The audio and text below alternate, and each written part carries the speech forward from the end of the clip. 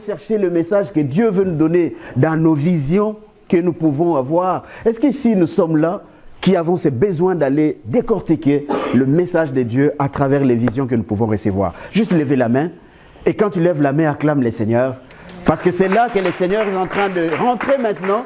Il est en train maintenant de commencer à te toucher, à ouvrir ton entendement pour que tu commences à saisir. Il a dit dans Actes qu'il veut nous parler, Acte 2, verset 17, il veut nous parler par les rêves, par les visions, par les prophéties. C'est lui qui l'a dit. Il pouvait dire que je vais vous parler en me mettant sur une montagne et puis vous écoutez. Mais là, il dit par les rêves, les visions et les prophéties. Et c'est ça qui est extraordinaire. Qui va avoir des rêves? Nous. Qui va avoir des visions? Nous. Qui va entendre les prophéties? C'est aussi nous. Des moyens simples, des moyens ordinaires que Dieu va utiliser pour nous parler. Nous avons vu au premier cours avec les rêves que souvent nous laissons passer l'essentiel de ce que Dieu nous a montré à travers nos rêves. Souvent. Pourquoi? Parce que nous ne prenons pas le temps de réaliser que les rêves que j'ai eus, y a-t-il un message de Dieu? Nous ne prenons pas le temps de nous asseoir pour regarder quel est le message que Dieu voulait me transmettre dans ces rêves que j'ai eus.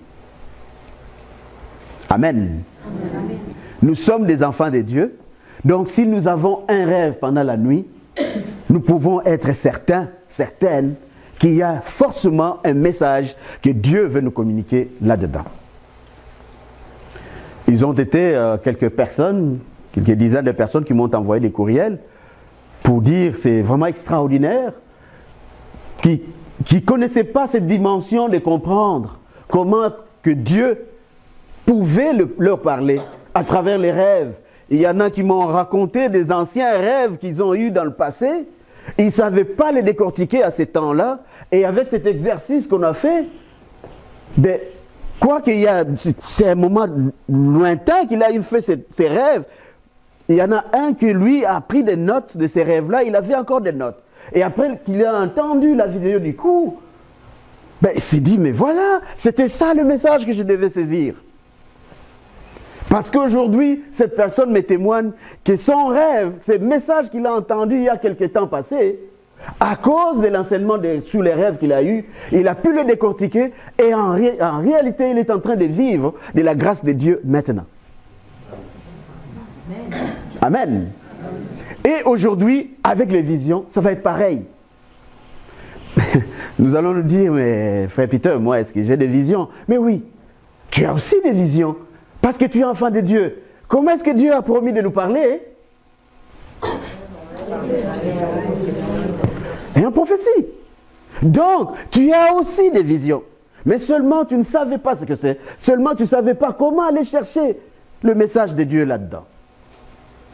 Donc ce soir, que le Saint-Esprit vienne nous aider pour saisir ce que c'est les visions.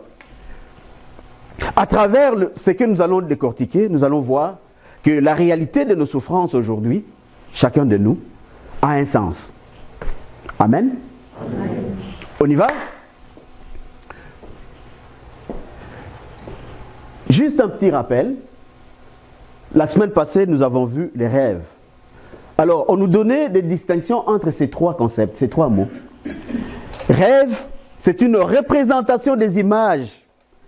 Quand ça? Dans le sommeil, quand on est endormi. Vision, mais quand on parle des images, on voit les sens. Hein? N'oubliez pas. Pour les rêves, généralement, c'est une représentation de ce que nous avons vu dans la journée ou dans le passé, de ce que nous avons touché, de ce que nous avons senti, de ce que nous avons vu. Donc, tous les 5 sens, dans nos rêves, ça se représente. Et dans chaque rêve, où un sens est impacté, il nous vient avec un message précis. Amen. Amen. La vision, elle, c'est une projection. Regardez ici, c'est une représentation. Mais là, c'est une projection. Imagée et nette via notre système de pensée, nos pensées. dans un état éveillé, mi-sommeil, mi-endormi. Donc, la vision, généralement, elle va venir quand on n'est pas vraiment couché, donc fortement endormi, profondément endormi, et on n'est pas non plus vraiment debout, là, comme nous sommes là, debout, là. Et c'est à ces moments-là où ça fluctue, là, que la vision, parfois, peut venir. Et quand on rentre dans une vision, c'est comme c'est dans une procession, ça va aller graduellement, et tu vas commencer à voir des choses d'une manière un peu claire, de plus en plus claire. Et souvent, qu'est-ce qu'on fait? Tu vas... oh, mais je voyais quelque chose, on dirait. Est-ce qu'il vous est déjà arrivé un état comme ça? Quand tu te surprends, tu te dis, oh, est-ce que j'ai vu ou j'ai rêvé ou j'ai vu? Donc, tu ne sais plus, est-ce que j'ai rêvé ou j'ai vraiment vu? La prophétie, ça c'est pour le troisième enseignement, nous verrons que c'est une citation.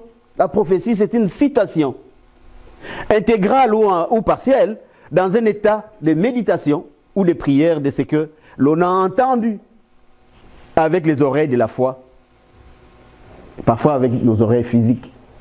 Nous allons le voir dans la Bible. Nous voyons cette scène à la transfiguration, nous voyons cette scène au baptême de Jésus, qu'une voix s'est fait entendre du ciel, et les gens qui étaient là avec leurs oreilles physiques, pas nécessairement de la foi, mais leurs oreilles physiques, ils ont entendu. Dieu disait quoi pour les deux situations? Celui-ci est mon fils bien-aimé, en qui j'ai mis. Et qu'est-ce qu'on doit faire? Écoutez-le. Ça, on commence déjà à voir où est-ce qu'on s'en va avec la vision. On y va? Donc, aujourd'hui, le thème, c'est comment discerner ou interpréter nos visions. Quand j'ai une vision, maintenant là, j'ai conscience que j'ai eu une vision. Comment est-ce que nous allons l'interpréter? Suivant. Donc, un petit rappel pour ces verbes discerner, décortiquer ou comprendre. Ce que ça veut dire simplement, c'est comprendre ce qui est moins net. Discerner ou interpréter veut dire aussi percevoir quelque chose, un message ou quelque chose. Donc tu cherches dans ce que tu as entendu, dans ce que tu as saisi, quel est le message? Je vais comprendre, c'est quoi que Dieu veut me dire là-dedans. Reconnaître distinctement les vrais du faux, c'est aussi un cheminement de discernement. Suivant. Les scientifiques, ils définissent le mot vision de telle manière. Premier bloc, ils disent, la vision, c'est une perception du monde extérieur par la vue physique, mes yeux, la vision. Souvent on entend ça, c'est ma vision n'est pas bonne. Hein? On entend ça souvent. Donc ça, c'est lié à un sens de notre corps qui s'appelle la vue, la vision. Donc action de voir, de se représenter en esprit ce que l'on voit, image mentale. Je vois une chaise, je vois une Bible sur la chaise, mes yeux voient, mais en moi, au-dedans de moi, je me représente l'image que je vois. Est-ce que vous me saisissez? Oui. En moi, là, la complexité à l'intérieur de moi, ce que Dieu a fait, c'est que quand je vois une chaise comme ça avec une Bible, mais ça se représente là-bas mentalement en moi, que ça c'est une chaise et une Bible. C'est bon jusque-là? C'est la première démarche de discernement d'une vision. C'est-à-dire, qu'est-ce que l'image qui est rentrée en toi, cette image ce qui est rentré en toi, qu'est-ce que ça représente comme dans ton mental comme image? Qu'est-ce que tu vois en fait? Si tu me poses la question, qu'est-ce que tu vois? Je dirais, je vois une chaise avec une Bible. Suivant. Le bloc 2, toujours selon la définition scientifique, conception personnelle de quelque chose, manière de voir, un idéal à réaliser. J'ai une vision de... Nous avons déjà souvent entendu ça. Hein? J'ai une vision de faire... Ah bon, ma vision dans cette affaire est que... ah ben ce type-là, c'était un visionnaire. Vous avez déjà entendu ça. Donc c'est une manière de percevoir les choses qui ne sont qu'un idéal. C'est pas encore concrétisé, ça ne se réalise pas encore, mais je le vois déjà en concret, un peu comme dans le futur, mais idéalement. Troisième bloc, on y va. Vision d'un objet ou d'une situation qui n'est pas présent. Regardez un mot que j'ai souligné là, hallucination. C'est un mot qui va être très important ce soir.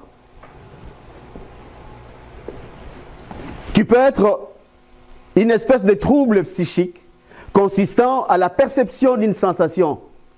Une sensation, qu'est-ce qu'on voit déjà ici? Sens.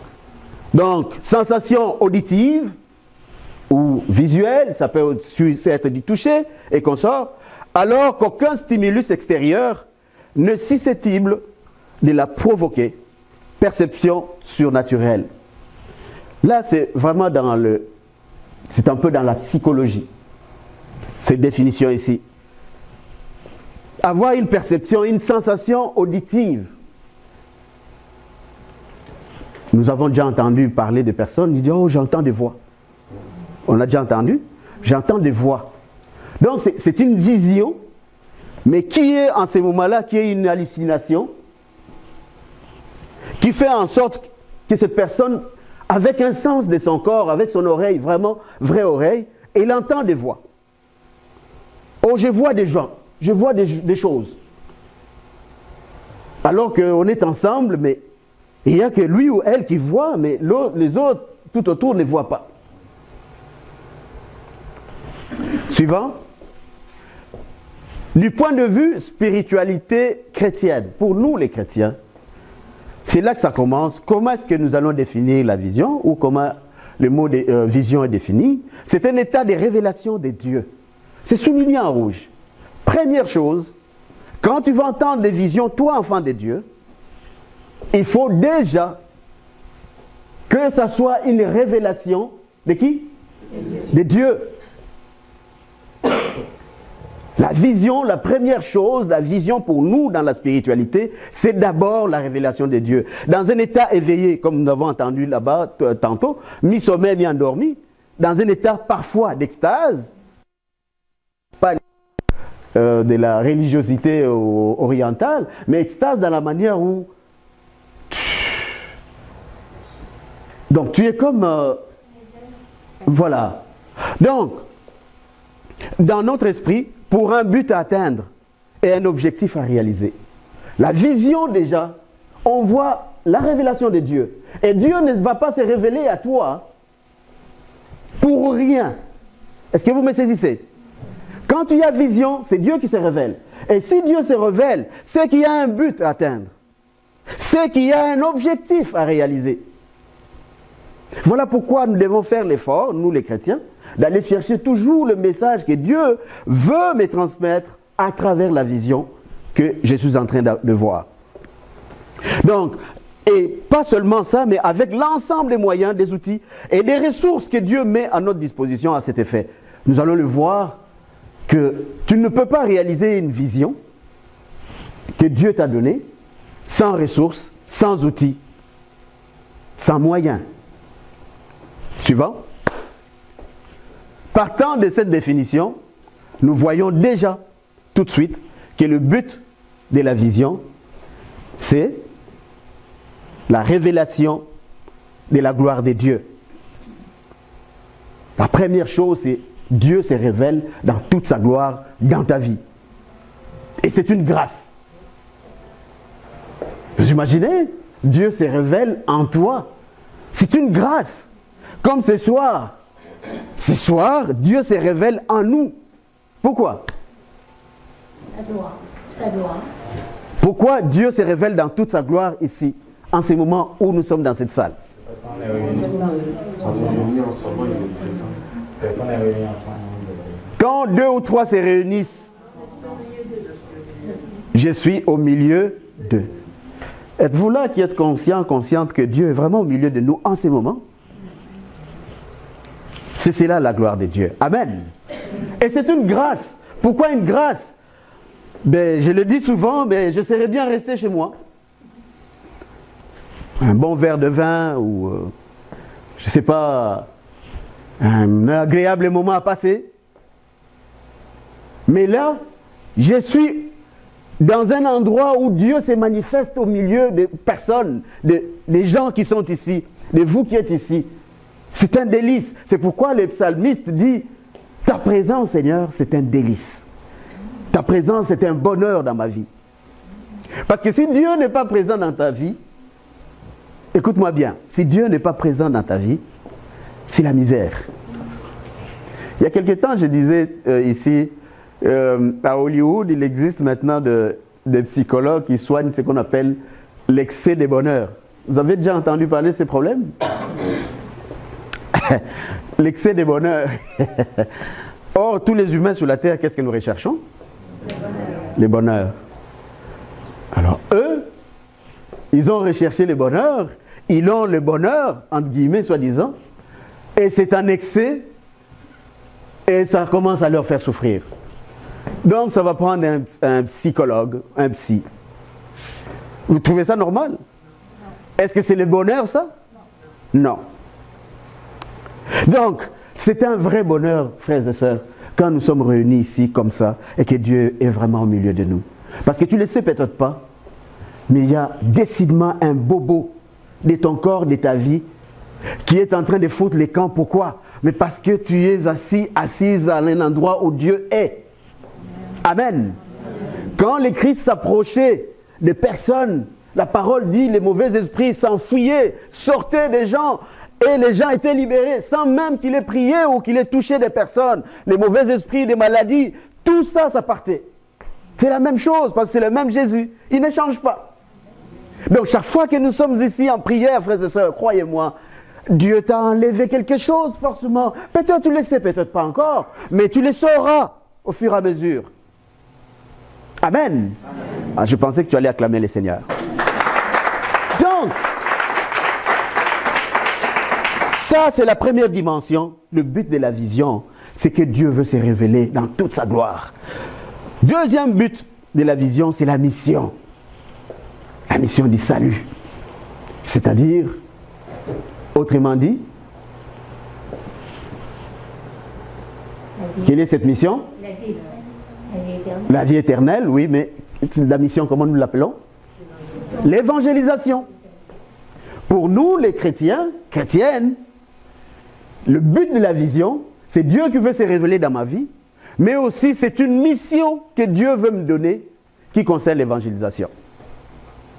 Pas compliqué.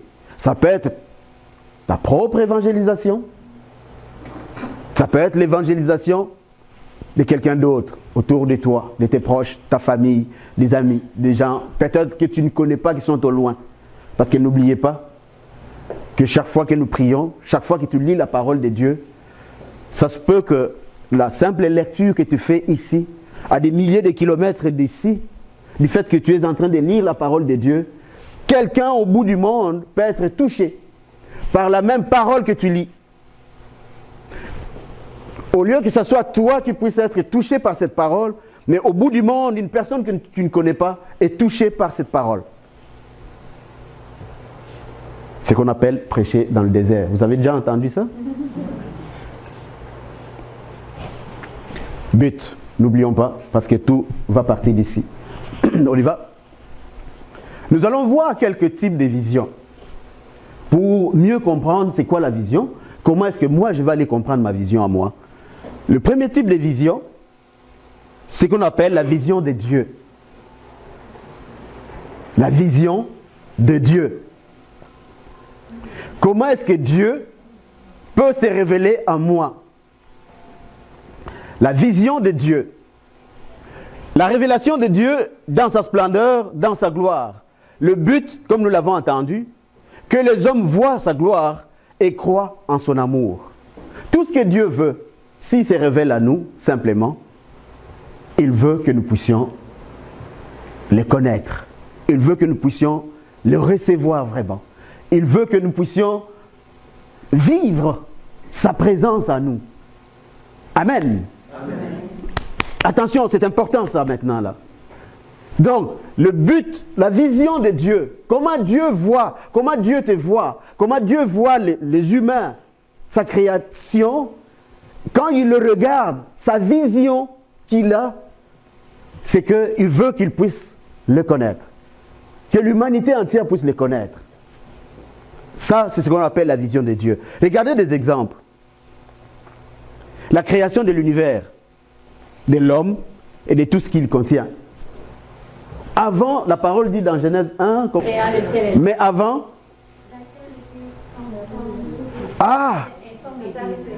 au commencement, l'univers était informe. Informe, c'est-à-dire n'avait pas de forme telle que nous connaissons l'univers aujourd'hui. Informe, comment? Nous resterons là 1000 ans à chercher, mais nous ne le saurons pas. Mais la Terre était informe. Et les scientifiques l'ont approuvé par leurs recherches. Vous connaissez la théorie des Big Bang? Certains d'entre vous ont déjà entendu ça. Et le mur de Planck, ça vous rappelle les lycéens? Oui. Ça vous rappelle quelque chose? Le mur de Planck. Max Planck, c'est un Allemand. Il a fait des recherches dans la théorie des Big Bang que l'univers entier, avant le Big Bang, était comme une petite boule de ping-pong. Vous connaissez la petite boule blanche là? qui nous ont trouvé ça. Mais c'est que nous voyons dans cette thèse des scientifiques, nous voyons la main de Dieu. Parce que Dieu, comment il a créé l'univers? Il a sa parole. Dieu et la chose fut. Donc Dieu n'a pas pris le temps comme il a fabriqué l'homme. Lui, il a pris le temps, il a mis une motte de terre. Et puis il a soufflé dedans. Mais pour le reste des choses, Dieu dit et la chose fut. Parole simplement. Donc, avant qu'il arrive à réaliser la création, il avait une vision. La vision de créer l'univers qui était d'abord en lui et qu'il a réalisé par sa parole. Amen. Amen. Donc, à partir de rien, la terre, nous entendons dans la Bible, la terre, l'univers était informe. À partir de rien, Dieu, dans sa vision qu'il avait, il a créé l'univers tel que nous le connaissons. C'est un exemple de la vision de Dieu. Nous pouvons voir aussi un autre exemple, un bel exemple de la vision de Dieu, avec le buisson ardent. Vous connaissez l'histoire de Moïse, hein? Ça flambe. Il y a vraiment, ça flambe, mais ça ne brûle pas. Tiens, Moïse était curieux, il disait, j'ai jamais vu une chose pareille. Et il avance pour voir, mais comment est-ce que un buisson, dans un petit arbre là, qui flambe, il voit la flamme, mais ça ne brûle pas. Qu'est-ce qui se passe? J'ai jamais vu ce phénomène. Et c'est alors qu'il entend la voix de Dieu. N'approche pas. Déchausse-toi d'abord, parce que le lieu où tu es est. Pourquoi? Parce que Dieu est là. 3 fois saint. Donc, Moïse, ce qu'il est en train de voir là, en fait, c'est une vision. Parce que dans la vraie vie, là, ce n'est pas un phénomène normal. C'est pas normal, ce qu'il est en train de voir.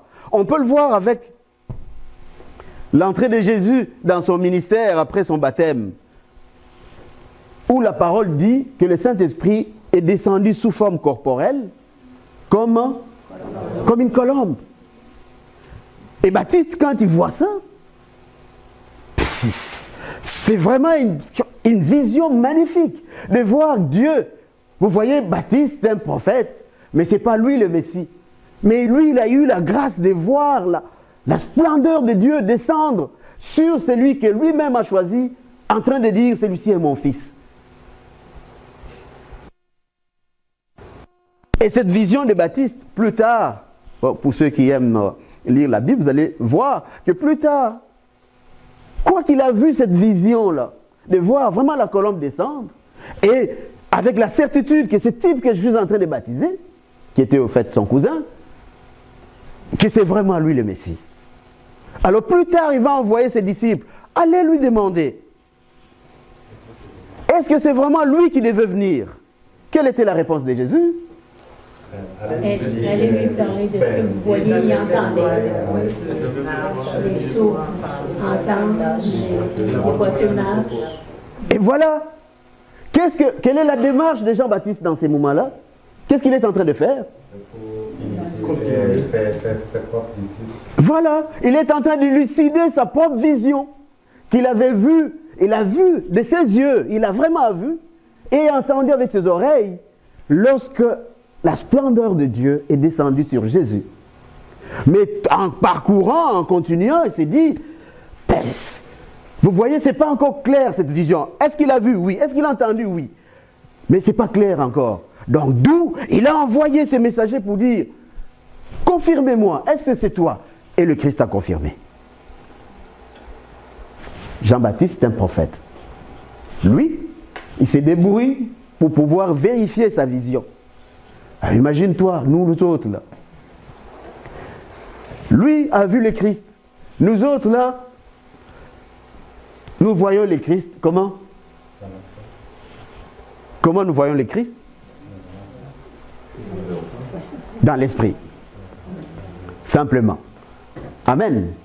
Par la foi et en esprit que nous pouvons voir le Christ. Mais lui, il a vu. En plus, il est prophète de Dieu. Mais il a vérifié sa vision. Il veut confirmer sa vision. Est-ce que vous voyez la démarche? Donc nous, qui ne pouvons voir le Christ que par la foi et l'esprit, nous avons plus intérêt à pouvoir vérifier notre vision. C'est bon jusque-là? Et une autre vision qui est formidable, c'est la transfiguration de Jésus, combinée à l'apparition de Moïse et Élie. Moïse a vécu au moins 1300 ans avant, ou même plus. Parce que les calculs exacts, c'est un peu compliqué. La Bible ne donne pas des calculs exacts, mais au moins plus de 1300 ans avant Jésus. Élie ici, plus ou moins 8 siècles avant Jésus-Christ. Il est venu après Moïse, bien entendu. Ces deux prophètes ici, ils font partie du collège des grands prophètes chez les Juifs. Des prophètes qui sont vraiment significatifs dans le judaïsme. Ces deux personnes, ils font partie. Moïse, on connaît son histoire, c'est lui qui a fait sortir les Hébreux de l'esclavagisme en Égypte. Et Élie, vous connaissez des choses extraordinaires qu'Élie a fait. A fait beaucoup de choses, Élie. Par exemple, l'histoire des prophètes de Baal, vous vous rappelez?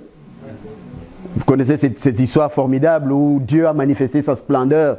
Il a dit aux autres, aux dieux de Baal, c'est-à-dire les faux dieux, que le peuple Israël, sous la conduite de qui, laquelle reine? De Jézabel, adoré, ils ont fui, ils ont tourné les dos au Dieu véritable pour servir le Dieu Baal. Et il les appelle pour dire, nous allons voir aujourd'hui qu'ils ont fait toutes les incantations possibles pour que leur Dieu puisse allumer le feu sur les holocaustes, mais ça ne s'est pas allumé. Alors à son tour, il dit, maintenant c'est mon tour, mettez-moi l'holocauste là, creusez tout autour, allez puiser des seaux d'eau, mettez sur... Voyons donc. Et les autres se moquaient de lui. Voyons. Le feu ne va pas s'allumer sur de l'eau quand même, on le sait, non? Ils ont tout imbibé de l'eau. Et quand il a prié, qu'est-ce qui s'est passé? Et sa prière était comment? Quelqu'un s'y rappelle? Que tu saches que Dieu est serviteur de Dieu. Qu'il sache, que le monde sache qui est le véritable Dieu. Fait descendre le feu ici. Et boum. Et des prophètes. Et tous ceux qui tout autour, on connaît la suite. Donc, la grandeur, la splendeur de Dieu. Je vous parle d'Élie. Pourquoi je vous parle d'Élie? Ce sont des humains. Moïse et Élie, ce sont des humains comme toi, comme moi. Ils ne sont pas des dieux. Vous me suivez? C'est des humains. Mais regardez qu'est-ce qui va se passer. Moïse, il y a plus de 1300 ans qu'il a vécu. Élie, plus de 8 siècles qu'il a vécu. Mais à cette transfiguration ici, il y a 3 témoins. Comment on les appelle? Pierre, Jacques et Jean. Regardez l'extraordinaire, ils vont avoir une vision commune. Pendant qu'ils sont sur la montagne, et pendant que Jésus prie, eux, ils étaient un peu assouplis. Lorsqu'ils le regardent, qui ils voient? Ils voient Jésus en train de s'entretenir avec Moïse, avec Élie. Question pour vous. Ces types-là, ils ont vécu plusieurs siècles avant. Ils n'avaient pas une photo de ces gens-là. Comment ils ont su que c'est Moïse? Comment ils ont su que c'est Élie? C'est une révélation. C'est ça la révélation. Ah, dis-le fort. C'est la révélation. La révélation. La révélation te révèle quelque chose que tu ne connais pas. Mais tu as la certitude que c'est ça. Et c'est vraiment ça, parce que Dieu te l'a donné pour que tu saches. Amen. Donc, en réalité, c'était vraiment Moïse et Élie qui étaient là avec Jésus. Mais quel Jésus? Ce n'était plus le même Jésus, là, leur ami, là, leur chum qui est toujours là avec eux. Comment Jésus était devenu? Transfiguré, c'est-à-dire, ce n'est plus un homme comme moi, là, dans la forme, tu vois comme c'était un homme, mais tellement éclatant qu'il n'y a que Dieu qui peut être dans cette splendeur-là. Et ça, c'est une vision commune de ces trois personnes. Vous connaissez la suite de ces gens, qu'est-ce qu'ils disent? Ah, voilà. Ça, c'est Pierre qui dit, mais Seigneur, pourquoi est-ce que nous allons encore nous tourmenter de rentrer encore dans notre misère de tous les jours, alors que le bonheur est ici, Seigneur, nous voulons rester ici. Mais est-ce que c'est le but de la vision? Ah! Donc, le Seigneur leur donne la possibilité de vivre cette vision. Le but, ce n'est pas de rester là à s'extasier. Et nous, là, on est dans la gloire de Dieu. Mais le but, c'est d'en être témoin. Pour ceux qui aiment lire les évangiles, Jean en parle clairement. Quelqu'un l'a cité ici?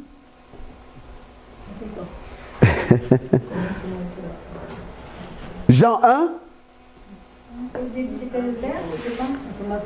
Au commencement était. Et il habitait parmi nous. Et un peu plus loin, il dit, nous avons vu sa gloire.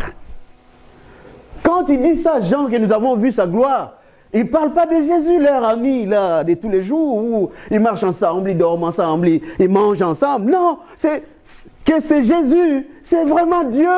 Nous l'avons vu dans sa gloire. Pourquoi? Mais parce que Jésus, avant cette transfiguration, le leur a parlé, le leur a dit, un peu plus avant ces versets ici, Jésus est en train de dire à ses amis, à tous ses apôtres, quelques-uns parmi vous, ils ne s'en iront pas ou ils ne mourront pas avant d'avoir vu la gloire de Dieu.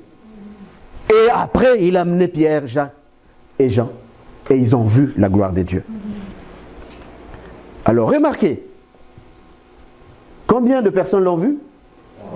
Combien ils étaient dans leur groupe? 12. Est-ce que c'est une injustice? Qu'est-ce qui s'est passé en réalité que ce soit seulement ces trois-là? Les affermir dans la foi. Les affermir dans la foi. Amen. Amen. La dernière ici, vision apocalyptique des gens. Nous connaissons le livre d'Apocalypse. Ça s'appelle aussi les livres des révélations. Donc, c'est imagé. C'est des choses qui n'existaient pas. Ce qu'ils voient dans ces livres-là, Apocalypse, c'est projeté dans les temps. C'est-à-dire, c'est des choses qu'ils voient de manière surnaturelle. Suivant. Il y a ce qu'on appelle des visions imbriquées. Des visions imbriquées, c'est quoi? Ça implique plusieurs personnes et plusieurs missions à la fois. Il y a des beaux exemples, j'en ai pris deux ici. Il y en a plusieurs, mais j'ai pris deux. La vision de Saul devenu Paul et d'Ananias, dans Actes. Vous connaissez cette histoire? Paul, il fait sa démarche auprès des grands prêtres, comme il était un policier. Il a eu le mandat d'arrêt pour aller arrêter qui? Les chrétiens, pour les conduire à Jérusalem, sur la route de Damas. Et en route, en plein midi, Piouf! Il tombe. Qui il voit? Jésus dans sa gloire. Jésus dans sa gloire. Il n'était même pas capable de lever ses yeux pour voir parce que c'était resplendissant que avec nos yeux c'est impossible de regarder. Et il a entendu. Qu'est-ce que Jésus lui a dit? C'est pas notre persécution. Voilà. Au même moment qu'il est en train de vivre ça, dans l'autre ville, il y a un autre type qui s'appelle Ananias. Dieu va le voir dans une vision. Il priait, il était en prière, et là il voit une vision. Dieu et Pierre, je t'envoie quelqu'un qui s'appelle Saul, Paul. Tu prieras sur lui, tu lui imposeras la main pour qu'il retrouve la vue. Il a perdu la vue. Voici ce qui s'est passé sur la route. Ananias lui dit, oh Seigneur, tu n'es peut-être pas au courant. Je ne te conseille pas, Seigneur, de... Parce que, je ne sais pas si tu sais, mais il est en train de nous rechercher, il veut nous aiguiller, ce type. Je pense que, Seigneur, vérifie un peu ça. Je pense que tu t'es trompé. Non, je l'ai choisi.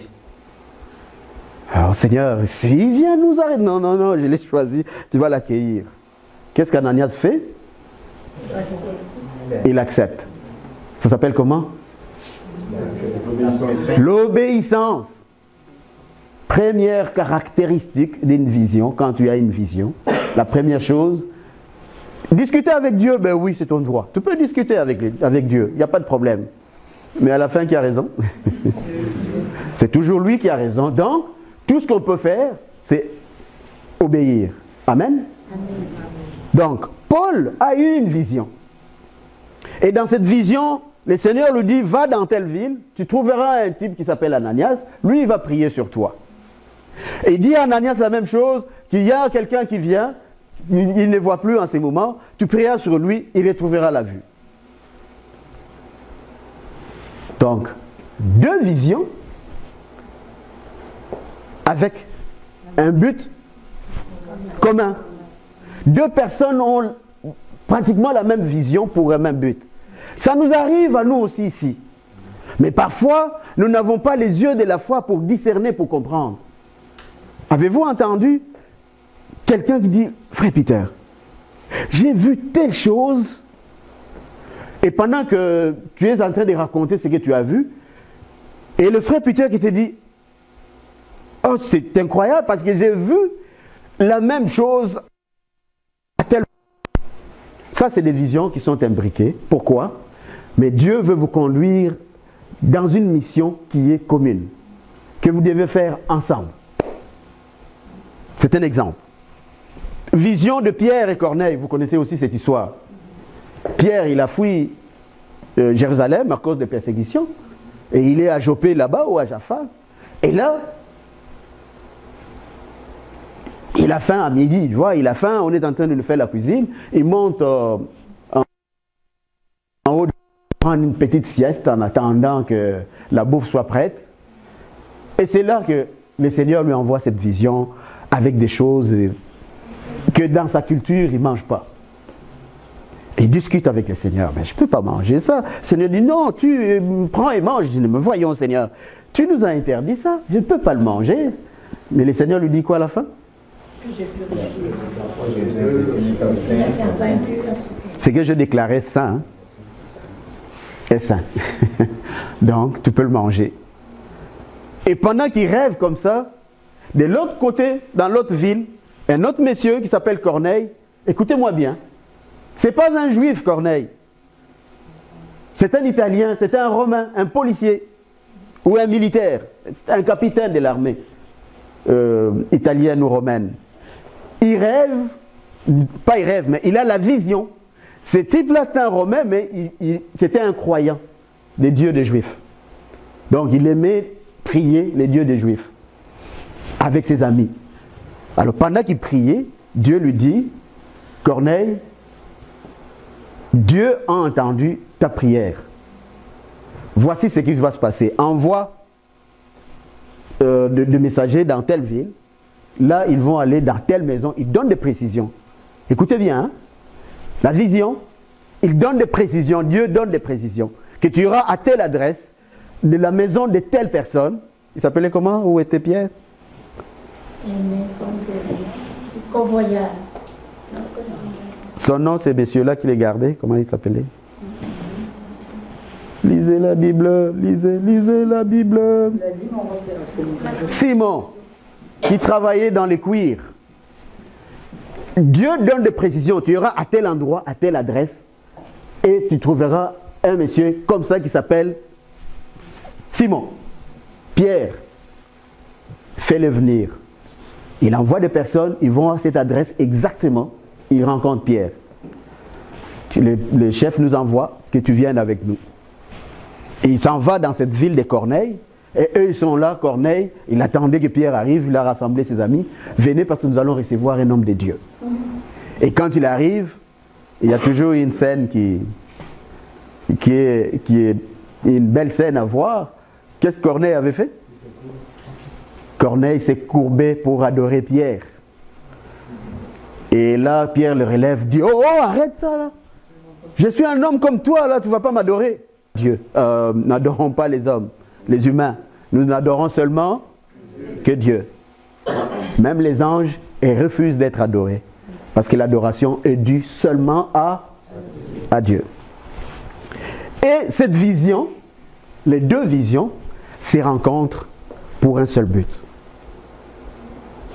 C'est imbriqué. Suivant. Un autre type de vision, il y a ce qu'on appelle les visions générationnelles. Votre arrière-grand-parent avait une vision. Dieu a dit, je bénirai jusqu'à combien? Jusqu'à combien de générations? Non, c'est 1000 générations. Ceux qui aiment Dieu, c'est à 1000. Bon, devoir. Je vous donne les devoirs, allez chercher. Dieu va bénir jusqu'à combien de générations? Et je vais ajouter aussi, Dieu va maudire jusqu'à combien de générations? Allez chercher.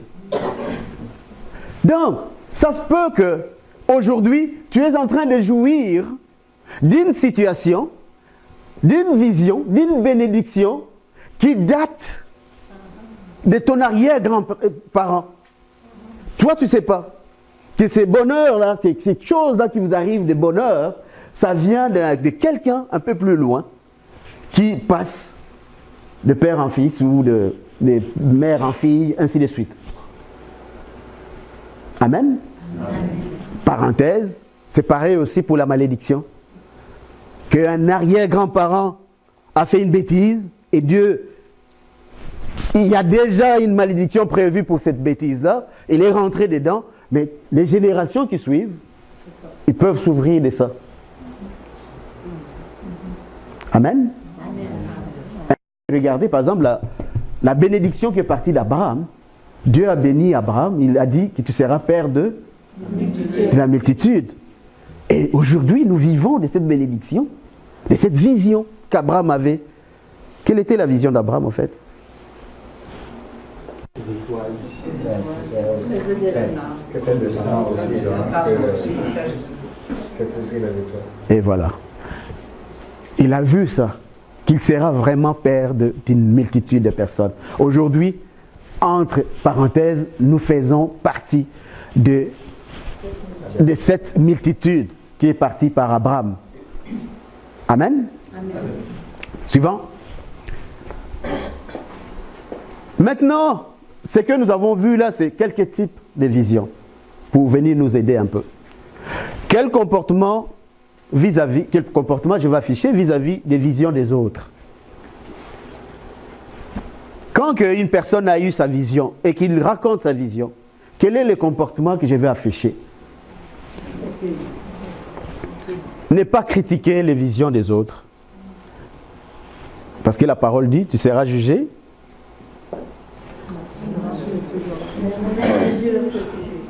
La manière que tu juges les autres, tu seras jugé de cette manière aussi.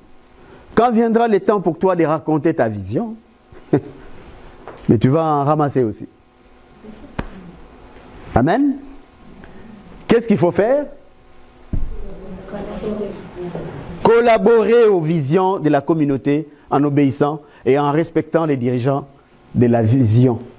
C'est-à-dire, une vision qui est personnelle, notre frère a sa vision, et le Seigneur, il m'imbrigue dans cette vision tout ce que j'ai à faire, parce que c'est lui qui a eu la vision, vous me suivez? C'est de collaborer, si tel est le cas, si je suis imbriqué dans cette vision-là, si je suis concerné dans cette vision-là. Mais je ne peux pas même surgir dans la vision de l'autre et commencer à lui donner des orientations. Est-ce que vous me suivez? Ça ne marche pas. Parce que c'est lui qui a eu la vision, c'est lui qui sait ce qu'il a entendu, ce qu'il a vu dans la vision. Ça, c'est un comportement à afficher vis-à-vis de la vision des autres. Suivant. Et il y a un type de vision qui est ramifié ou tentaculaire. En 2014, octobre 2014, il n'y avait rien le jeudi soir dans cette salle ici. En 2014, c'est là que nous avons, en octobre 2014, c'est là que nous avons démarré cette vision ici. Donc, nouvelle naissance. Amen. Amen. Mais avant ça, il n'y avait rien le jeudi soir. Pourquoi? Parce que c'est la vision de l'évangélisation qui part d'une personne ou d'un noyau de quelques personnes pour s'étendre sur plusieurs autres personnes qui, à leur tour, vont les communiquer aux autres.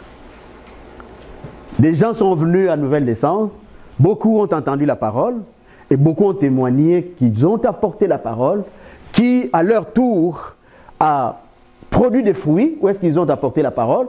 Et eux là qui ont entendu cette parole l'ont amené aussi ailleurs, qui a produit des fruits. C'est ça la vision des nouvelles naissances. Une vision qui existait et une vision que j'avais vue. Et quand le moment était venu, le Seigneur a permis que nous la réalisions en octobre 2014. Aujourd'hui, cette vision continue. Amen. Donc, ce que nous faisons ici, c'est ce que nous avons vu dans la vision. C'est ce que le Seigneur a communiqué dans la vision, c'est-à-dire enseigne la parole de Dieu. Et les personnes qui reçoivent, ils ne le gardent pas pour eux, ils ont eu la bénédiction de la donner à d'autres personnes. Amen. Suivant. Comment je vais discerner ou interpréter les visions? C'est ici qu'on commence maintenant à comprendre qu'est-ce que je vais faire pour interpréter. D'abord, discerner la source des visions. Tu as eu une vision, c'est bon. Regarde d'abord d'où vient cette vision. Est-ce qu'elle est de Dieu? Est-ce qu'elle est de toi-même? Ou elle est du diable? Ces trois entités-là. Est-ce que ça ne vient pas de moi-même? Quand ça vient de moi-même, cette vision va porter un nom, nous allons le voir. Quand ça vient de Dieu, c'est la vision. Mais quand ça vient de l'ennemi, ça aussi a un autre impact, une autre forme dans ma vie. Donc, est-ce qu'elle vient de moi? Si ça vient de moi, si ce que je considère comme vision, ça vient de moi, les scientifiques disent que c'est une hallucination. Qu'est-ce qu'une hallucination? Vous vous rappelez un peu plus haut, nous avons dit. Ce que j'ai vu ou j'ai vécu en vision s'apparente-t-il à mon style de vie, à ma culture, à mes habitudes, à mes émotions que je vis dans la vraie vie? Si ces choses-là se représentent comme ceci, ben c'est fort probable que ce soit une hallucination. Exemple, il y a des hallucinations sensorielles, c'est-à-dire qui sont liées au sens. C'est-à-dire, tes yeux, tu vois, mais tu hallucines. Tu penses voir vraiment, mais tu es en pleine hallucination. Des hallucinations psychiques. Suivant, nous allons comprendre ce que ça veut dire. Les hallucinations, on peut les trouver dans deux groupes.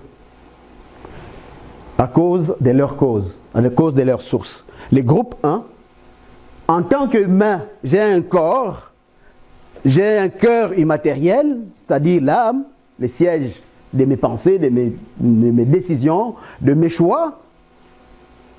Mais j'ai l'esprit aussi. La finalité de l'homme, c'est quoi la finalité de l'homme? Il peut avoir la vie éternelle, donc le salut. Ça, c'est spirituel. Mais la finalité de notre corps, par exemple, c'est quoi? Il peut tomber malade ou il peut se brûler. Quoi d'autre? Il peut se casser. Quoi d'autre? Se noyer. Et à la fin? Mourir. Tu es terre, poussière, tu rentreras poussière. Amen. Donc, notre corps peut être sujet à des hallucinations, des maladies. Premier groupe des hallucinations, c'est que moi je pensais que c'est peut-être une vision. Ça peut être une hallucination. Ça peut être dû à quoi? À des maladies psychiatriques, par exemple. Quelqu'un qui fait la schizophrénie, nous entendons souvent, il voit des choses, il entend des choses. Alors c'est quand il est dans cet état-là, mais ce n'est pas une vision qu'il a là. Mais ce sont des hallucinations. Quelqu'un qui est malade, qui est atteint par exemple de problèmes neurologiques, hein, comme l'épilepsie par exemple. La parole de Dieu l'appelle comment, l'épilepsie? Jésus a guéri un enfant qui était épileptique. Des démons, des esprits mauvais. Ça, c'est la compréhension biblique. On est dans la foi, là. Quelqu'un qui a des maladies chroniques, comme des insuffisances hépatiques, insuffisance rénale, il peut tomber dans les hallucinations, selon la science, et c'est prouvé. Quelqu'un qui a des maladies infectieuses. J'ai souligné là le paludisme. Est-ce que vous savez ce que c'est? Ah là là, je vous dis là,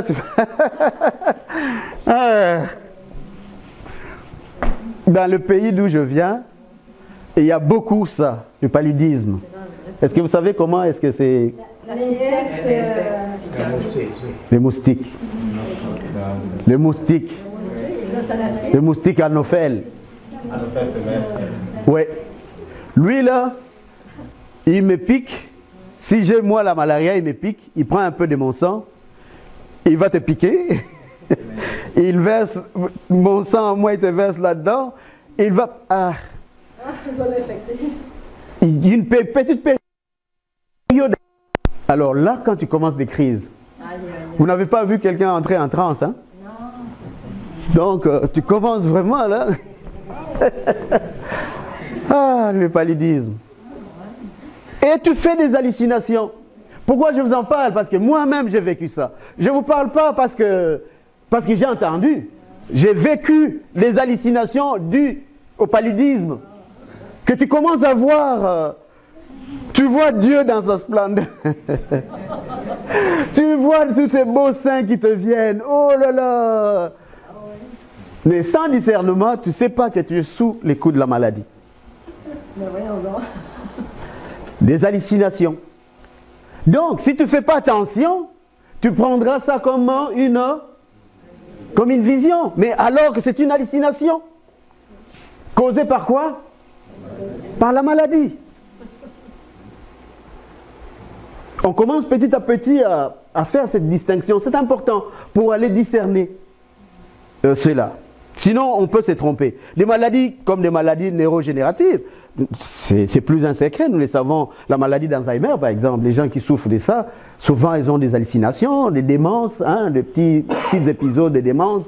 Ils voient des choses, ou ils entendent des voix, ou ils parlent aux personnes parfois. Suivant.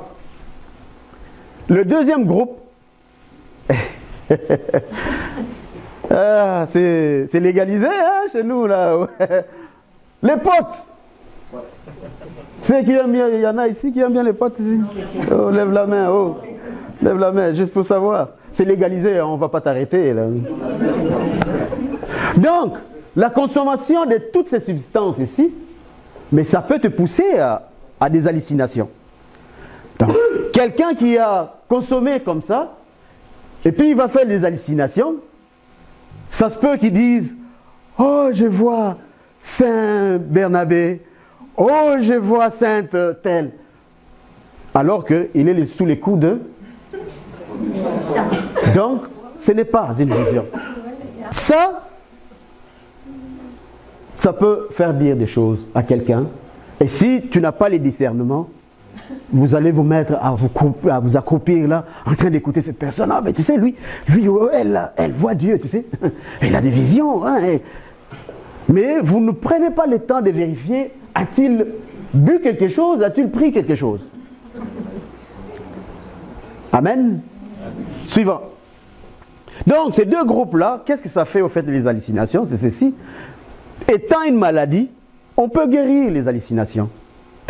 Pour ne pas tomber sous le coup des mauvaises interprétations, des mauvais discernements sur la vision.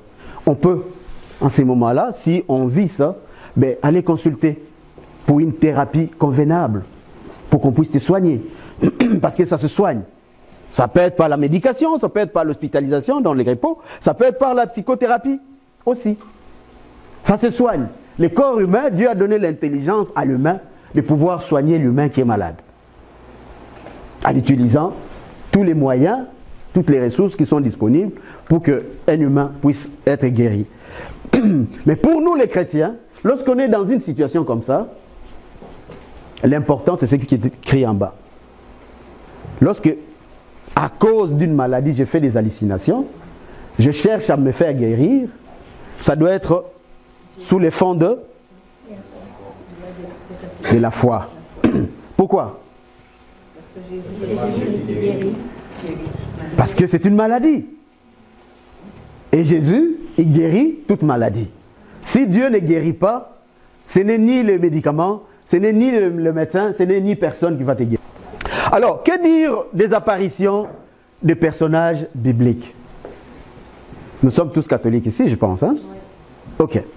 Nous entendons souvent ces mots apparition, apparition. Qu'est-ce que cela veut dire? Est-ce que toutes les apparitions sont des visions? Non, pas toutes. Par contre, il y a des apparitions qui sont des vraies visions. Souvent, nous manquons de, comment on appelle ça, des arguments pour pouvoir répondre aux personnes qui viennent détruire, par exemple, merci chérie, qui viennent détruire, par exemple, notre culture de la foi qui concerne notre croyance aux apparitions. Alors, tantôt nous avons vu Jésus transfiguré. Vous vous rappelez? Comment vous expliquez la présence de Moïse et d'Élie? Les grands Moïse et Élie, il y a Dieu du vivant. C'est la révélation, on a dit tantôt. C'est la révélation, mais qu'est-ce qui s'est passé en réalité, Moïse et Élie? C'est une apparition. C'est une apparition. Parce que quand les autres des autres églises, ils nous critiquent pour dire ah, vous croyez n'importe quoi, mais allez dans la Bible parce que toutes les preuves, tous les arguments sont là-dedans. Dites à cette personne, alors comment tu m'expliques que Moïse et Élie, qui ont vécu plusieurs siècles avant, qu'ils puissent alors être là? Et il y a des témoins qui l'ont vu. Si tu lis la Bible, alors explique-moi ça. C'est sûr qu'il manquera d'arguments. Est-ce que vous me suivez? L'autre jour, nous l'avons dit, nous l'avons entendu ici, que tous ceux qui sont en Christ sont vivants. Même s'ils meurent, ils sont toujours vivants. La preuve, c'est que c'est un phénomène surnaturel, regardez. Par exemple, les apparitions de les morts de Jérusalem, je ne sais pas si vous connaissez, dans Matthieu 27, 50, 53. Si vous lisez là, vous allez voir que quand Jésus était en train de rendre l'âme, de mourir, les rideaux du temple s'est déchiré. Qu'est-ce qu'il y a eu dans la nature? Tremblement de terre et les tombes se sont ouvertes. Et la parole dit que les morts sont revenus à la vie et ils sont rentrés dans Jérusalem et les gens les ont vus. Est-ce que vous saisissez? C'est une apparition. Parce que ces gens-là, ils sont déjà morts, ils sont poussière. Comment ça se fait qu'on les voit encore là? C'est un phénomène surnaturel que seul Dieu est capable de faire. Donc c'est une apparition. C'est ainsi qu'on a des apparitions d'autres personnages bibliques. Nombreux ils sont. Par exemple, Jésus. Oh, c'est pas un jeu là. Jésus était vraiment crucifié là. Il était vraiment mort, donc fini là. Et on l'a mis au tombeau. On a fermé les tombeaux. Vous me suivez? Mais ressuscité, il a apparu à plusieurs personnes.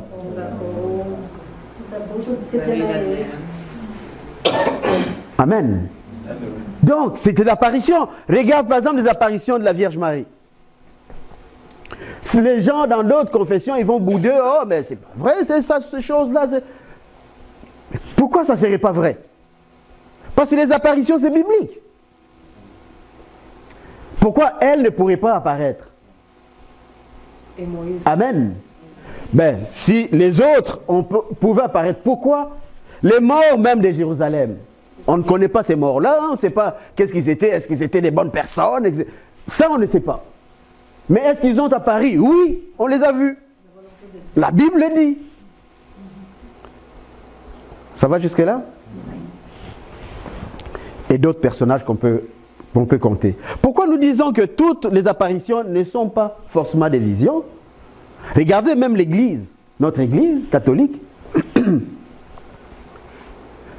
n'accorde pas, n'accepte pas toutes les apparitions, soi-disant, de la Vierge Marie, par exemple. Ça, vous savez, non?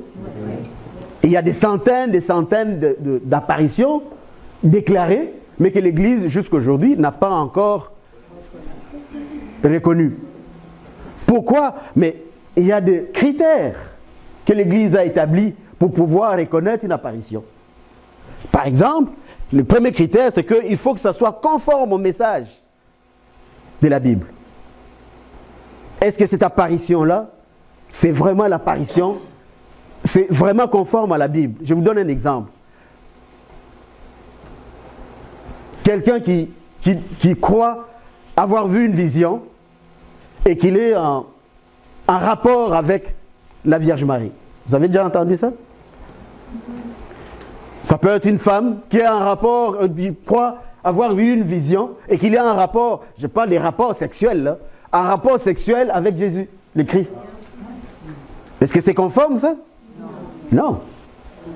Donc, l'Église, dans sa jurisprudence, si vous voulez, ben, il a établi des critères. On ne peut pas, parce que quelqu'un dit, ah, j'ai vu la Vierge Marie, qu'on va tout de suite prendre, ah, vraiment, il a vu. Non, on doit analyser tout ça. Voir tout ça. Par exemple, deuxième critère, la communion avec l'Église. Est-ce que ce qu'il a vu, est-ce que c'est en communion avec l'Église? Est-ce que c'est ce que l'Église dit? Est-ce que ce qu'il a vu, toute la circonstance, c'est cohérent avec le message? Entre messager et message. Est-ce que vous en prévoyez quelque chose ici? Quelqu'un qui a pris du pot et qui dit qu'il a eu l'apparition de la Vierge Marie, je ne pense pas qu'il va rentrer dans les cadres des apparitions que l'Église va accepter. Parce qu'on va vérifier, c'est qui l'a vu? C'est elle. Je ne sais pas si vous êtes au courant qu'on fait des examens médicaux et tout ça pour des personnes qui déclarent.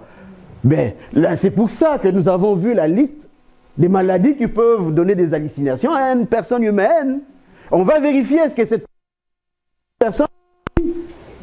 Parce que si dans cette liste de maladies-là, c'est probable qu'on ne puisse pas accorder cette apparition-là. Un autre critère, par exemple, les fruits spirituels des conversions. Oui, tu as vu.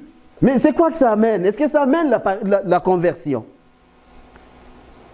Le but d'une vision, dans les cas d'apparition, c'est quoi? C'est pour l'évangélisation. Est-ce que cette apparition-là apporte l'évangélisation? Oui ou non? Donc ça, ce n'est que pour vous faire voir que déjà l'Église sait discerner des cas d'apparition pour que ça ne soit pas accepté comme ça en tant que vision. Cette démarche peut nous aider aussi. Quand j'ai vu ce que j'appelle une vision, est-ce que je n'avais pas pris 3 verres de vin de plus? Le jour que j'ai vu ce que je crois avoir été une vision, est-ce que je n'avais pas pris du pot? Est-ce que je suis vraiment en bonne santé? Tout ça, ce sont des démarches qui viennent nous aider pour discerner ce que tu crois avoir vu comme vision. C'est bon? Allons-y, suivant. Si les visions viennent de Dieu, comment est-ce que je sais que cette vision vient de Dieu? Si ma vision vient de Dieu, il faut ces deux éléments ici. Les caractères révélateurs de la gloire de Dieu, c'est-à-dire la révélation de Dieu dans sa splendeur, Père, Fils et Saint-Esprit. Et l'autre élément, c'est les caractères mission d'évangélisation. Oui, j'ai vu une vision, mais est-ce que ça va dans l'alignement de l'évangélisation? J'ai eu une vision que je suis en train d'enseigner la parole de Dieu. Et le Seigneur permet que nouvelle naissance est là aujourd'hui, les gens viennent écouter la parole de Dieu. Quel est le caractère qui est là? Le charisme dans Les charismes. Quel charisme dans ce sens-là? Dans ces cas-là? L'enseignement. Quel est le charisme que vous me reconnaissez? L'enseignement. Amen. Donc, ça c'est à vérifier chaque fois. Quand tu te sens dans une vision, oui, Dieu s'est révélé. Ok Seigneur, c'est beau là, tu t'es révélé, mais qu'est-ce que tu veux? Ça doit être toujours la deuxième question. Qu'est-ce que tu veux Seigneur que je fasse? Parce que Dieu t'a donné une vision pour un but, pour un désir quelconque. On y va? Réalise ta vision.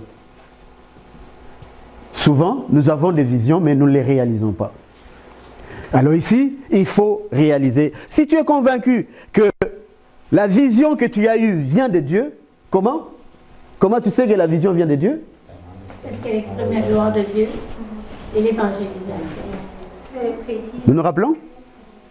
Comment je sais que cette vision que j'ai eue vient de Dieu? Deux éléments, c'est quoi? La gloire de Dieu et l'évangélisation. J'ai eu une vision que j'ai postulé à tel emploi, je recherche un emploi, et j'ai eu la vision, Dieu me montre vraiment que j'ai eu cet emploi et que j'étais déjà en train de travailler. Amen? Amen. Tu es un enfant de Dieu, tu as eu cette vision-là. Quel est le but de cette vision? Qu'est-ce que ça peut être le message de cette vision? Ça se peut. Quoi d'autre? Il s'agit d'un travail. Tu as trouvé du travail, tu étais chômeur. Tu n'avais pas de travail. C'est bon jusque-là? Maintenant tu as du travail. Ça dit que tu as les moyens, tu as les salaires. Quel est le message dans cette vision? Dis-le fort. Dis encore fort. En faisant la charité. Hier, tu n'en avais pas le moyen. Aujourd'hui, tu as les moyens. Tu fais quoi? Tu donnes. C'est toujours pour les autres. Dieu, on sert Dieu à travers les autres. Nous devons prendre soin de ceux qui n'ont pas ce que nous avons. Amen. Détrompons-nous. Quand tu as une vision comme celle-là, bon, je veux dire en général, peu importe la vision que tu vas avoir, tu as une vision que tu t'es cherché un mari ou un homme, et tu as eu la vision, Dieu te montre, voici, je te donne un homme. Quel est le message là-dedans?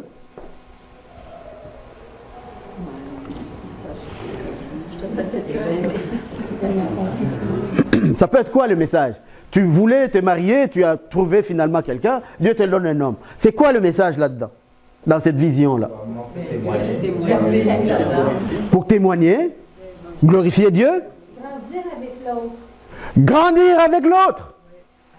Supposons que tu as trouvé l'homme de ta vie un peu plus tard, un peu plus âgé. Est-ce que tu sais l'enseignement que tu donnes à quelqu'un d'autre qui est dans ta situation, dans le même âge?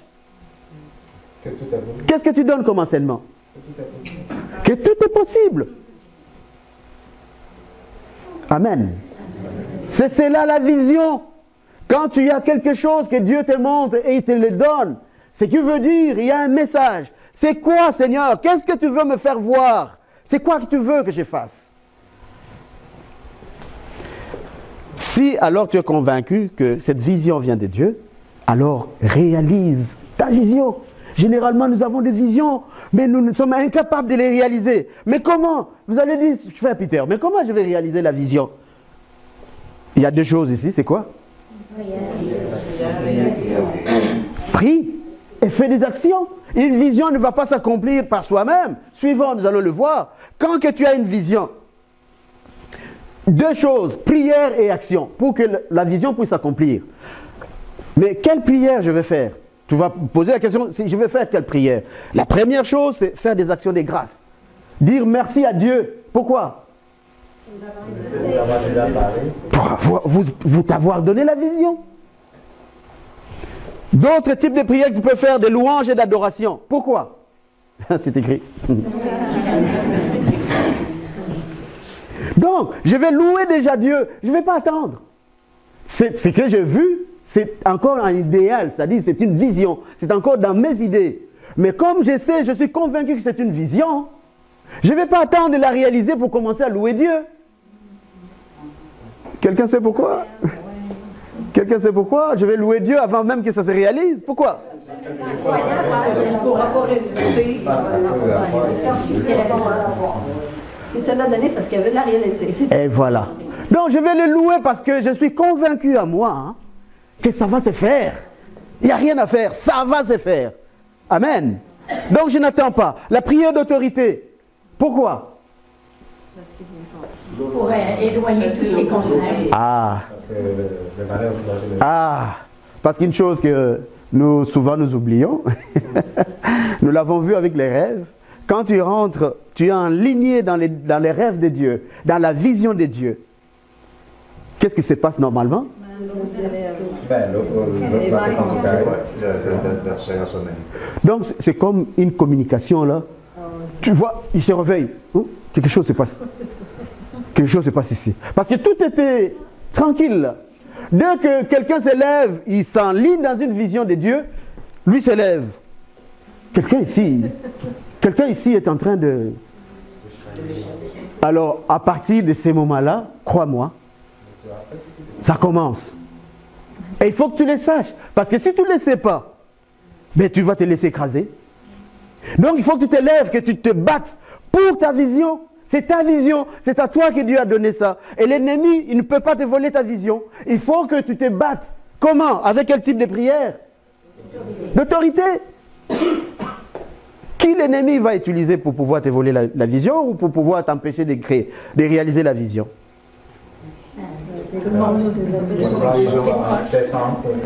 Tes enfants chéris, ton mari chéri, ta femme chérie. Je ne parle pas de toi, Odette. Donc, n'importe qui démontre une certaine fragilité, comment ça s'appelle? Nous avons déjà entendu ça ici. Dis-le fort. Des brèches ou des portes ouvertes. Ça peut arriver à n'importe qui d'ouvrir une porte ou que l'ennemi crée une brèche. Il va rentrer dedans et c'est cette personne qui va s'élever contre toi. Et il y a 5 minutes, vous vous entendiez bien. Mais à partir du moment que tu lui as raconté ton rêve, vous vous rappelez des rêves de Joseph? C'était un rêve. Il dormait, il avait des rêves. Il leur racontait seulement des rêves. Mais vous avez vu ce qui s'est passé dans sa vie? Ils l'ont vendu. C'est pas pour faire. Amen. La vision, c'est pareil. Donc, les prières d'autorité, il faut que ce soit là. Commence déjà à combattre. Seigneur, tu m'as donné telle vision. Ok. Tu es là, très éveillé là. Tu regardes d'où ça va venir. Si tu vois que ça commence par ton mari, ok, tu le connais très très bien. Tu sais, qu'est-ce que tu vas aller faire pour pouvoir l'amener de ton côté? C'est un peu comme les jeux de judo. Hein? Vous connaissez les judo? Le principe de cet art-là, c'est déséquilibrer l'autre pour le faire tomber. Alors nous, pas les déséquilibrer pour le faire tomber, mais c'est pour l'amener de notre côté. Tu connais des trucs. Toi-même, tu sais. Chacun de nous, chacune de nous ici, connaît des trucs. Quoi faire pour amener l'autre de son côté? Parce que ça ne donne rien que si l'ennemi veut utiliser telle personne qui t'est proche pour pouvoir briser ta vision et que tu te mettes toi contre cette personne. Pourquoi tu ne dois pas te mettre contre cette personne? Pourquoi? C'est pas elle le problème, c'est pas elle que tu dois combattre, c'est pas elle ton ennemi. Parce que ton ennemi, ce n'est pas lui ou ce n'est pas elle, ce n'est pas ton mari. Écoute-moi bien donc. Le problème, ce n'est pas ton mari, ton copain, ton ami, ce n'est pas lui. Mais c'est qui est en arrière? C'est lui qu'il faut aller chasser. Comment? Par la prière d'autorité. Comment ça se fait la prière d'autorité? Tu cites les noms de cet opposant spirituel, ces mauvais esprits, au nom de Jésus. Tu donnes l'ordre que tu veux. Je t'interdis de rentrer dans ma vision, ou je te sors de ma vision, ou je t'empêche de rentrer dans ma vision. C'est une prière et la prière a une puissance. Quand elle est dite au nom de Jésus-Christ, il n'y a rien à faire, ça va se faire comme ça. Amen. Amen. Te demande. C'est une vision. Quand tu as une vision, le Seigneur te montre une vision, tu étais chez toi, et puis tu as comme une vision et tu entends, ah, je vais aller à la prière à nouvelle naissance. Cette vision t'amène à nouvelle naissance. De chez toi jusqu'à nouvelle naissance, c'est le temps et l'espace, n'est-ce pas?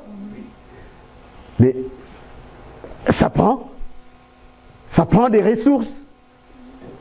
Ça prend des outils, parfois. C'est bien, tu as eu la vision. Ah, j'ai eu une vision, j'étais ensemble avec, dans une salle, à Sainte-Foy, dans l'église. Ok, mais il faut que tu t'y rendes. Il faut que tu réalises cette vision. Ce qui veut dire, ben, il faut que tu te déplaces. Si tu es loin, ce qui veut dire, il faut que tu achètes de l'essence. Il faut que tu utilises ton auto. Il faut que tu prennes de ton temps dans ton emploi de temps. Vous voyez l'ensemble de toutes ces choses-là, ça fait partie des outils, des ressources, des circonstances, d'opportunités aussi. Si Dieu te donne la vision comme nouvelle naissance, mais il te donne les moyens aussi. Les moyens, c'est-à-dire, je me déplace, je viens parler avec le prêtre. Toutes ces démarches, ce sont donc des ressources. Ce sont donc des coûts. C'est que je peux appeler les coûts, suivant l'autre page pour mieux comprendre. Qu'il y a des coûts. Les actions que je dois prendre. Nous avons dit, pour réaliser la vision, il y a deux choses. La première chose, c'est la prière. La deuxième chose, les actions. Dans les actions, qu'est-ce que je fais de ma vision? Quand j'ai eu une vision, la première chose, c'est je rassemble tous les détails, même jusqu'au moindre détail qui me revient, à ma connaissance, je les écris. Moi, c'est ça que j'ai fait. J'écris ma vision, ce que j'ai vu, pour que je ne me permette pas d'oublier. J'écris. Après, si c'est une vision, je reviens à la vision. Ben, je peux vous prendre un bel exemple. La vision du congrès des femmes. Oh, vous vous rappelez? Nous sommes en train d'organiser un congrès pour femmes uniquement, au mois d'octobre. Et nous y avons invité des femmes prédicatrices qui ont la parole. Et nous y avons invité la madame qui a chanté tantôt. Uniquement pour les femmes. Une vision, d'accord, c'est bon. Mais il faut la réaliser. Alors qu'est-ce que je fais quand je reçois la vision? Mais j'ai réuni tous les détails de ce que j'ai vu. Ce qui veut dire que pour moi, les congrès des femmes, je l'ai déjà vu. Je le vois déjà comment il est. C'est ça la vision. Donc je le vois déjà comment il est. Alors en ce moment-là, pour qu'il devienne ce que j'ai vu, ben, il faut se mettre en action. Comment? Je sais ce que j'ai vu, j'écris. En plus, je monte le projet. Parce que c'est un projet, il faut que ça se réalise. Qu'est-ce que je fais? Je mesure, je quantifie les coûts. Oui, c'est beau, j'ai vu un congrès des femmes, c'est bien. Oui, mais toutes ces personnes que tu fais venir, tu penses que c'est merci, bonsoir, au revoir. Mais il faut que tu le payes. Tu vas avoir besoin des instruments de musique, il faut que tu loues. Tu vas avoir besoin de la salle, comme le congrès va avoir lieu dans la grande salle, les Montmartre canadiens. Vous connaissez là? Oui. C'est une salle de plus ou moins 500 personnes, grande salle. Il faut louer la salle. Il faut, les gens que tu invites qui viennent, ben, il faut les héberger, il faut les faire déplacer, il faut leur donner à manger, et ainsi de suite. Toute l'organisation. Et donc, ça s'est fait maintenant là dans la vraie vie. Est-ce que vous me suivez? C'est une vision qui est en train de se réaliser, mais ça s'est fait là dans la vraie vie, avec ce qu'on a dans la vraie vie. C'est-à-dire, ça va demander, par exemple, des coûts. Combien ça va coûter? Toutes ces ressources qu'on a besoin pour ça. Ah, ça va coûter autant. Tu planifies les actions à faire par étapes, par exemple. Oui, congrès, c'est beau. Mais qu'est-ce qui va se passer au congrès? C'est quoi qui va avoir lieu là? Tu planifies. Tu fais des actions, des activités qui vont prendre place. De telle heure à telle heure, on fera ça. De telle heure à telle heure, on fera ça. Telle heure à telle heure, on fera ça. Tu écris. Donc, c'est la vision qui est en train de se concrétiser. Et tu prévois la gestion, par exemple, des imprévus. Oui, tu as beau tout organiser, mais il y a toujours des choses qui t'échappent. Un imprévu qui arrive. Il faut prévoir. Exécuter la vision. C'est-à-dire les projets, ben, oui, c'est bon, tu as tout ça mis sur du papier, mais il faut se lever. Il faut faire des appels. Il faut envoyer. Vous voyez? Donc, ça prend quoi? Le temps, quoi d'autre? Des moyens, des ressources. Il faut utiliser l'Internet, il faut utiliser les téléphones, il faut utiliser parfois son auto. Donc, tout ça demande des moyens. Et établir des outils, des suivis. Tu as organisé les congrès, c'est bien. Mais il faut avoir un suivi, une forme. Comment tu vas suivre chaque activité? Comment tu vas faire? À la fin de tout, ben, tu vas clôturer. C'est un projet, quand c'est réalisé, tu clôtures, tu produis un rapport par toi-même. Bon, nous avons telle date, tel jour, nous avons organisé tel congrès, a eu lieu telle chose, telle chose, telle chose, avons dépensé autant et avons réussi tel résultat. Amen. Donc, à la fin, n'oubliez pas, remercier les Seigneurs toujours quand tu clôtures ta vision. Donc, ceci, c'est ce qui se passe dans la vraie vie. Mais pourtant, tu es en train de réaliser quoi? Une vision qui était seulement idéale, là tu les réalises. C'est à ça que Dieu nous envoie. Exemple de cette vision pour les congrès des femmes. Quel est le but? Quel est le message de Dieu? Quel est le but de ces congrès-là? L'évangélisation. Amen. Quelqu'un voulait savoir, mais en fait, qu'est-ce qui t'a comme motivé? Mais quand la vision vient, il y a toujours des motivations. Par exemple, à ce moment-là où j'étais en train de penser à ça, c'était dans la semaine de la santé mentale. Prévention, on parlait, on donnait des chiffres, que les femmes sont le plus touchées à des problèmes liés à tout ce qui est santé mentale que des hommes. C'était exactement à cette période que cette vision me vient. Est-ce que vous me suivez? Or, santé mentale, quelqu'un qui a des soucis de santé mentale, ça s'appelle comment? C'est une maladie. Qu'est-ce que Dieu dit de la maladie? Il faut le guérir. Il nous en a donné le pouvoir de guérir les malades. Amen. C'est que nous pouvons conclure dans ce qu'on appelle les discernements de vision. C'est la première question, quand tu as une vision, que tu sois capable de dire que cette vision vient de Dieu. Donc, prends ton temps, fais ton discernement. Tu n'as pas eu cette vision quand tu as bu. Tu n'as pas eu cette vision quand tu as pris ton petit coup de pote. Ces éléments-là te donnent la possibilité de savoir que non, c'est vraiment une vision qui vient de Dieu parce que je n'ai pas bu, je n'ai pas... Amen. Quand tu es convaincu de ta vision, qu'est-ce que tu fais? Deux choses, c'est quoi? Prière et action. Et dans les actions, dans les prières, quelqu'un peut me rappeler?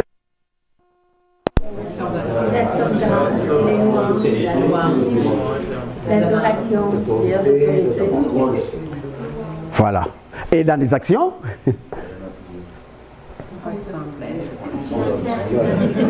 Ils sont là? Voilà. Donc, c'est ce que nous pouvons retenir des visions. Est-ce que les visions... Pourquoi? Nous avons posé cette question au début. Pourquoi nous devons avoir des visions? Parce que le Seigneur nous le dit. Parce que le Seigneur, c'est ça qu'il veut. Il a dit qu'il nous parlera par des rêves, des visions et des prophéties. Comme nous sommes ses enfants, ben, nous allons avoir des visions. Et c'est là que nous allons discerner ce que j'ai vu, c'est quoi et qu'est-ce que Dieu veut à travers ce qu'il m'a donné comme vision. Amen. Amen. Y en a-t-il ici qui désirent avoir une vision, même là, ce soir, même avant de partir d'ici, tu dis Seigneur, moi je veux voir. Si tu es là, lève la main. Notre Dieu, c'est un Dieu d'impossible. Peut-être que tu as déjà... Garde la main levée. Peut-être que tu as déjà eu une vision, mais que tu ne parvenais pas à décortiquer ta vision. Mais avec ce que tu as eu aujourd'hui, tu veux dire, Seigneur, j'ai vu telle vision, mais je veux vraiment comprendre. Qu'est-ce que tu voulais me dire? Alors lève-toi avec ta main levée. Garde ta main levée.